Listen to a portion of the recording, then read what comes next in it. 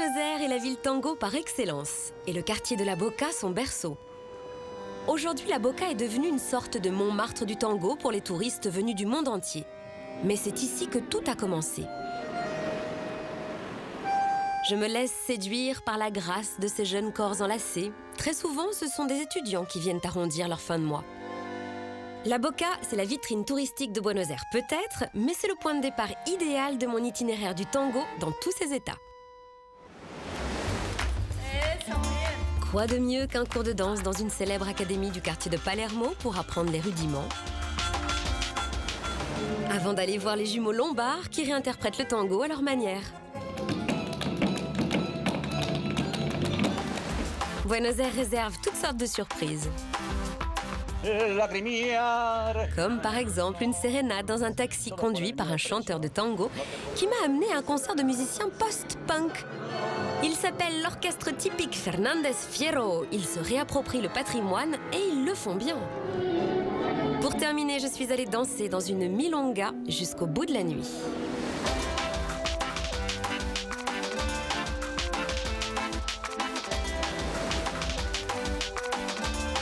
La Boca, c'est l'embouchure du Riachuelo, un petit ruisseau qui se jette dans l'immense estuaire du Rio de la Plata.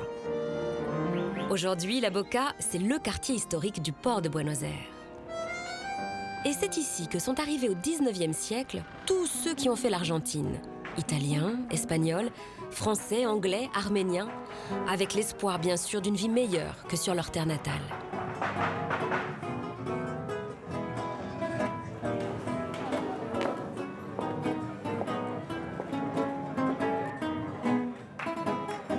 Les familles d'immigrants s'entassaient dans des grandes maisons du quartier.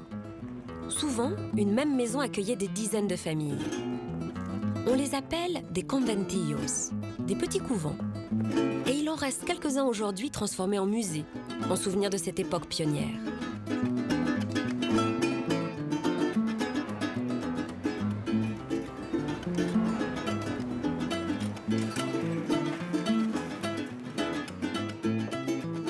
Omar Viola a consacré le plus clair de son temps à promouvoir cet héritage culturel.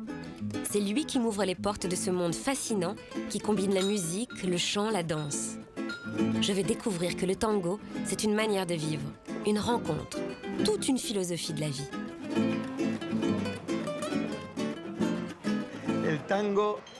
Le tango est né à la fin du 19e siècle et au début du 20e.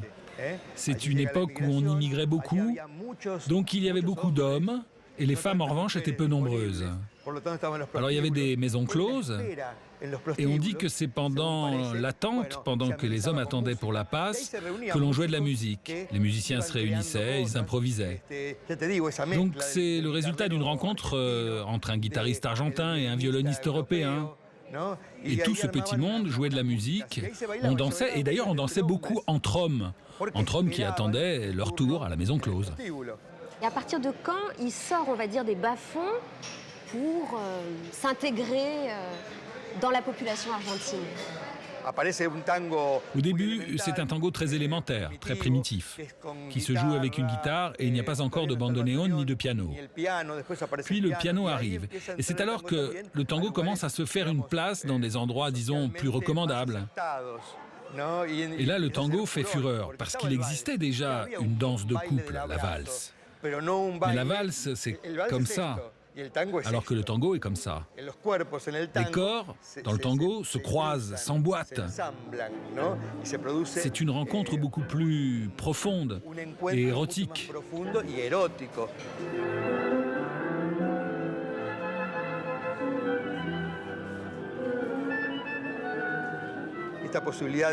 Cette possibilité de rencontre, d'échange profond, de création d'un langage qui parle de ce qu'on ne peut pas exprimer avec des mots, de ce que ressentent les corps, tout cela est plein de mystères. Quand les deux corps s'enlacent, ils laissent place à un langage à part. C'est ça la magie de l'étreinte, n'est-ce pas ?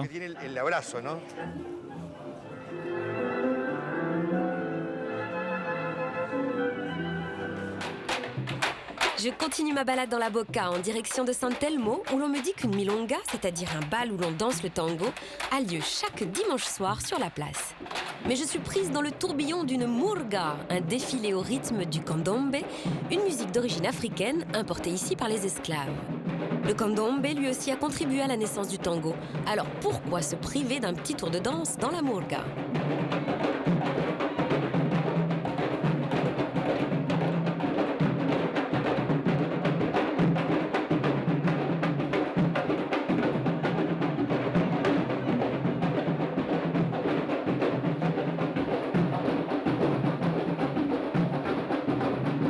En arrivant à la place San Telmo, je quitte la murga et je tombe sur Antonio. Quelque chose me dit qu'Antonio, c'est l'archétype même du porteño. Charmant, séducteur, ouvert, bon vivant. Paris. La capitale. Et vous ? Je suis d'ici, de Buenos Aires. Porteño. D'accord. C'est un phénomène très ancien de Buenos Aires, ce sont les candomberos. Le candombe est devenu une danse qui s'appelait la milonga. Et puis, le tango. Et vous, vous dansez le tango? Oui, je le danse. Montrez. Vous montrez, si? Et toi, tu sais danser le tango? Si tu ne danses pas très bien, alors non, parce que ça devient compliqué. Non, ne pleure pas, ne pleure pas. Aux Françaises que j'ai connues, je leur disais... Oh, c'est charmant. C'est très joli, c'est très joli. Alors, Maintenant, sur la place, vers 8h, tout le monde vient danser le tango. peut-être à tout à l'heure. Ciao.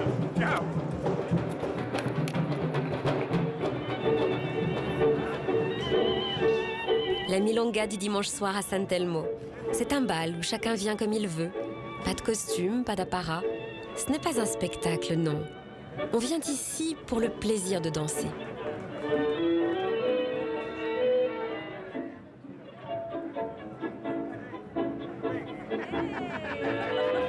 Je retrouve Antonio. Et les paroles d'Omar Viola me reviennent à l'esprit.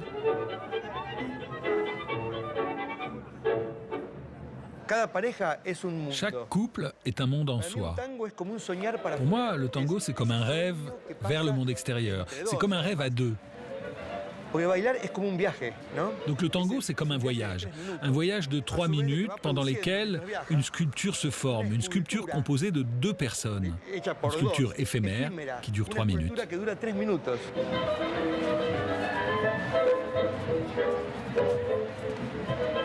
Et la richesse du tango réside dans cette rencontre, dans cette faculté de réunir l'art et la vie, de créer des images, de raconter des histoires et tout un tas de choses encore. Donc le tango, c'est un véritable trésor, c'est comme un carburant, comme du pétrole. Sauf que ça fait du bien à la santé, ce qui n'est pas le cas du pétrole. Alors comme ça, les Argentins carbureraient au tango. Pas mal du tout comme source d'énergie.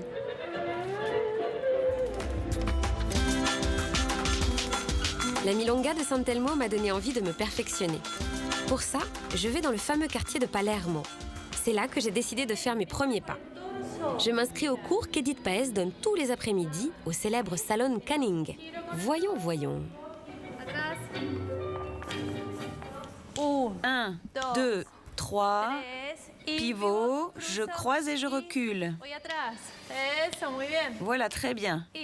Et demi-tour. Et 4. Un pas, 2 pas et stop. Allez, Simon va t'aider.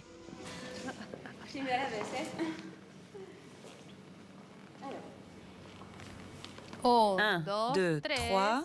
Un pas. Très bien. Encore une fois, encore. Ah, papa. Tu peux me montrer? Oui, regarde.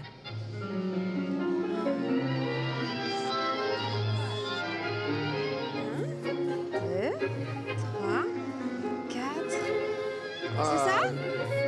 Ok.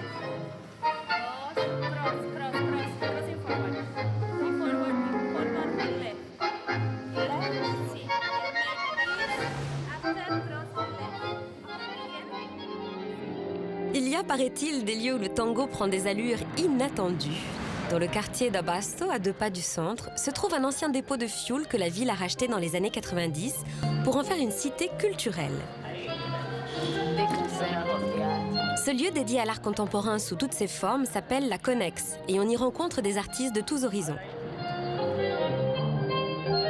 Mon amie Céline me fait découvrir les lieux. Elle m'a parlé de 2 jumeaux, les frères Lombard, qui ont une vision très personnelle des déclinaisons possibles du tango. Entre danse classique, music hall, hip-hop et tango traditionnel.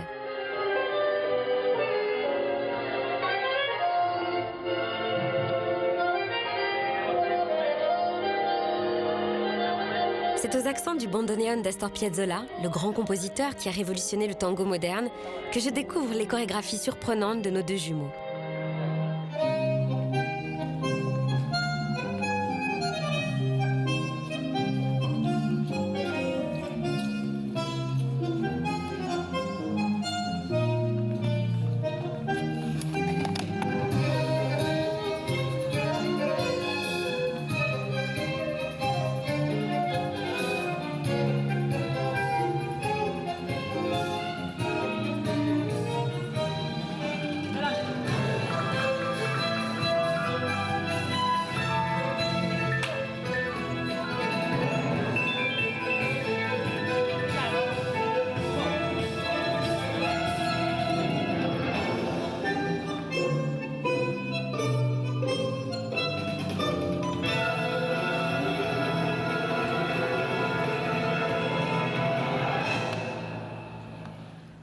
Il faut améliorer.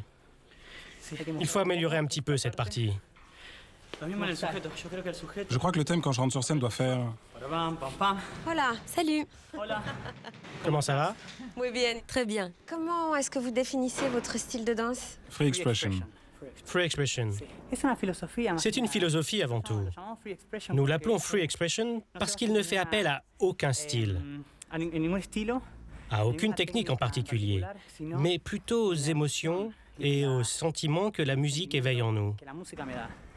Je fais des mouvements que je ressens et qui visuellement fonctionnent sur ce que raconte la musique, surtout au niveau des émotions.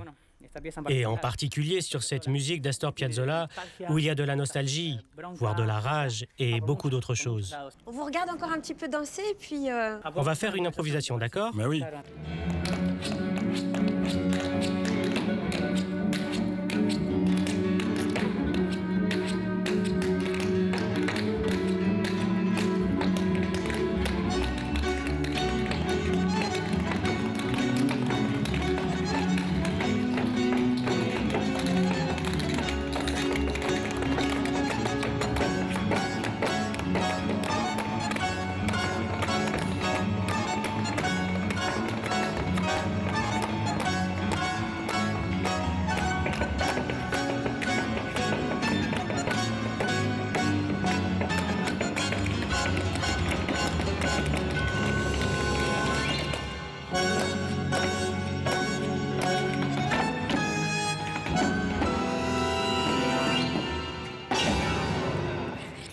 Un artiste argentin qui vous a donné envie de danser?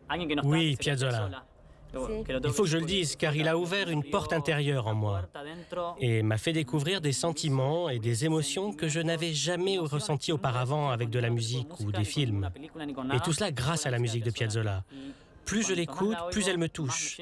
Et plus je l'analyse au niveau musical, parce que j'aime bien composer moi-même, plus je me dis « waouh ». La même chanson m'apporte à chaque fois des émotions très différentes au niveau des paroles et au niveau de la musique. Piazzolla était très important. Avant, quand j'écrivais des chansons, le rythme faisait ça. Maintenant, je fais... C'est le rythme du nouveau tango. Ouais, je démarre avec ça. Peu importe le type de musique, je commence toujours sur un rythme en 3/2. Et j'ai écrit pour bandoneon. Pourquoi je dis ça? Parce que je veux donner un style personnel à ma musique. Que ce soit du tango ou pas, je parle plutôt au niveau des émotions, de ce que je veux produire. Je ne fais plus... Non, plus maintenant. Maintenant, je fais plutôt...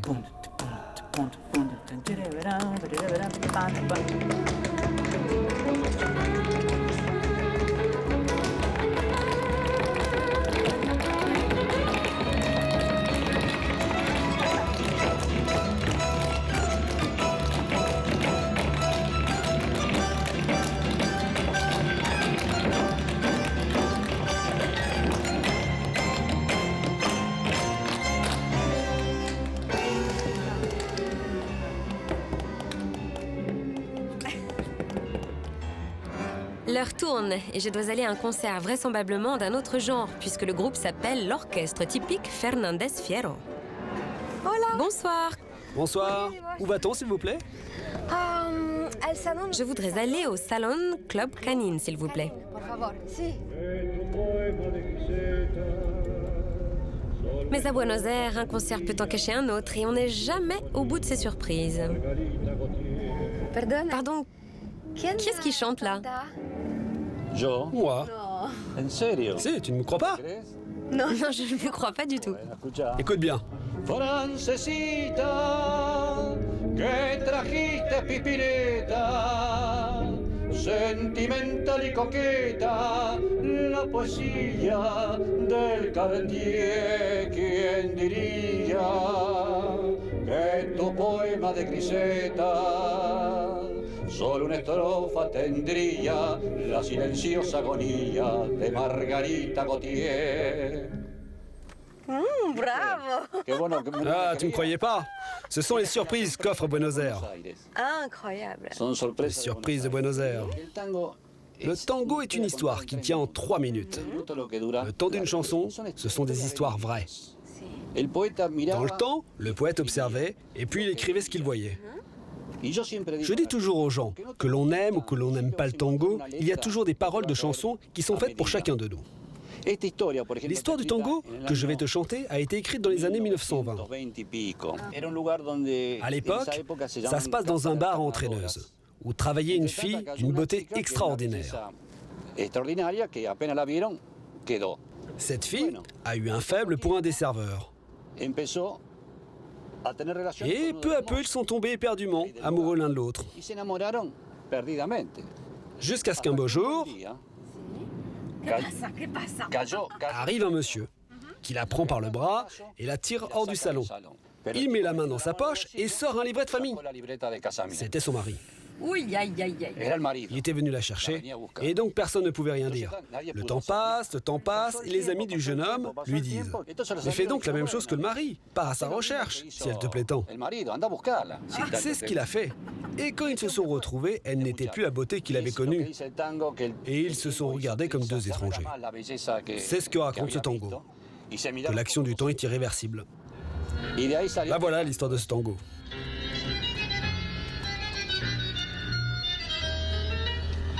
Me acobardó la soledad y el miedo enorme de morir lejos de ti, que fue tan distinto nuestro amor y duele comprobar que todo terminó. Qué gran error volverte a ver para llevarme destrozado el corazón. Son 1000 fantasmas que al volver, burlándose de mí, las horas de ese muerto ayer. Angustia de saber, muerta ya, la ilusión y la fe. Perdón si me ves lagrimear, los recuerdos me han hecho mal.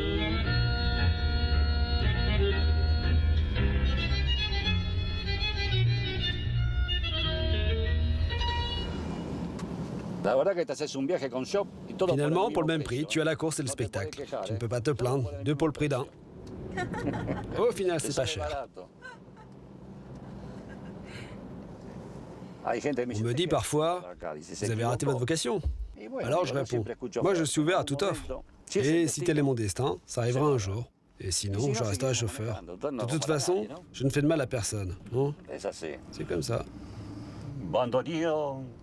Porque ves que estoy triste y cantar ya no puedo.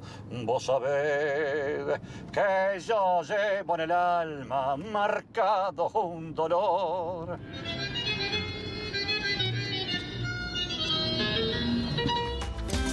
Je ne suis pas près d'oublier ce petit tour en taxi avec Victor. Et maintenant, allons voir à quoi ressemble le groupe qui se fait appeler l'Orchestre Typique Fernández Fierro. Avec un nom pareil, je m'attendais à des sexagénaires jouant un tango académique et je découvre des musiciens qui ont tous moins de 25 ans devant un public du même âge. Ils montrent que le tango est une musique qui accepte toutes les influences. Pour être typique, l'orchestre est typique. 4 bandoneones, 4 violons et une ribambelle d'autres musiciens qui livrent un show vraiment inattendu.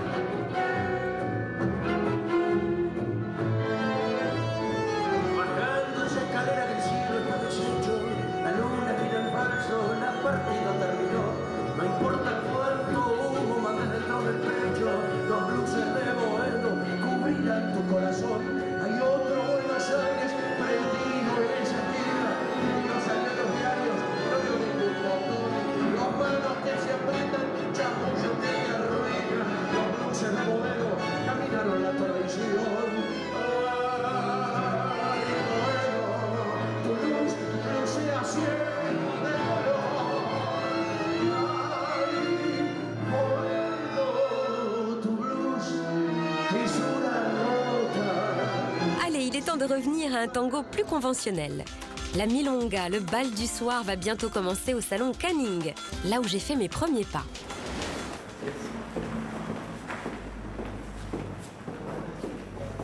Et pour commencer, je vais dire un petit bonjour à mon copain qui vend des souvenirs à l'entrée du club.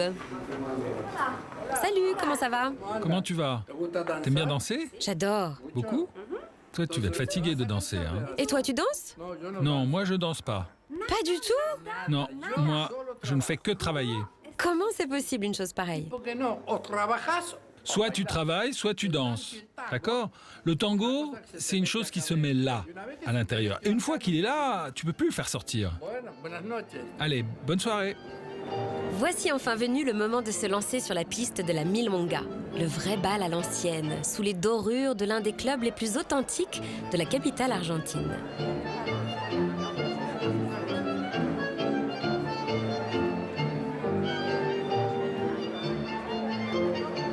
J'y retrouve Edith, ma prof de danse. Je vais enfin avoir le point de vue d'une femme sur ce corps à corps envoûtant. Il était temps. Cette milonga est très populaire dans le quartier de Palermo. Ce quartier respire le tango. Le tango y est très présent. Ici, on peut voir des gens très différents, de toutes les générations. Et tout le monde vient pour danser ensemble. Qu'est-ce que ça signifie, danser le tango? Qu'est-ce qu'elle veut dire, cette danse? Cette danse, avant tout, met un accent sur la rencontre entre un homme et une femme. C'est une danse pleine de créativité, où l'homme est celui qui conduit et la femme celle qui l'embellit. Elle est à l'écoute de l'homme tout en agrémentant la danse de passes qui rendent la femme encore plus belle. Le tango est très sensuel et élégant. Regardez comment sont habillés les couples. Et au fond, il fait émerger l'essence de la relation homme-femme, à travers cette union, l'étreinte de deux corps rapprochés. L'homme doit être celui qui conduit, puisque c'est lui qui emmène la femme vers l'avant et c'est lui qui doit tenir compte de la piste. Il doit conduire la femme, puisqu'elle recule et ne peut pas voir. Donc, cette tâche revient à l'homme. La femme, elle, doit apporter de l'élégance et de la beauté. Elle a un jeu de jambes beaucoup plus créatif que l'homme. C'est elle qui est responsable de rendre la danse bien plus belle.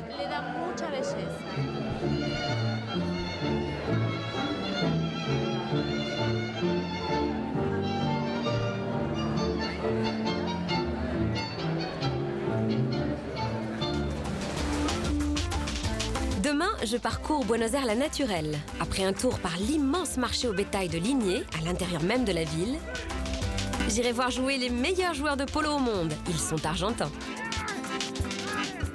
Puis Puis nous remonterons en bateau le delta du Tigre pour découvrir un véritable havre de paix aux portes de la bouillonnante Buenos Aires.